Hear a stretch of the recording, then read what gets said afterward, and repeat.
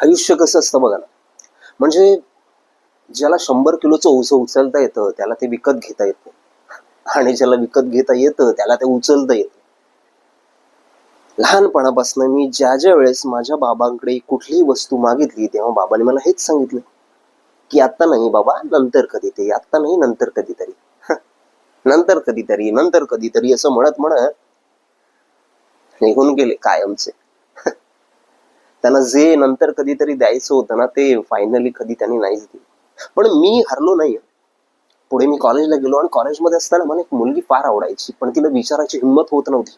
Finally मी practice वगैरे करून तिला म्हटलं, excuse me, you know one thing, I am so expressive, तू मला फार आवडतेस ग, आय लव्ह यू. तेव्हा ती मला हे म्हणाली, कसं आहे ना, तू पण मला फार आवडतोस, पण माझा एक बॉयफ्रेंड असताना मी तुला हो का म्हणू? मी तुला हो म्हणेन पण आत्ता नाही, नंतर कधीतरी.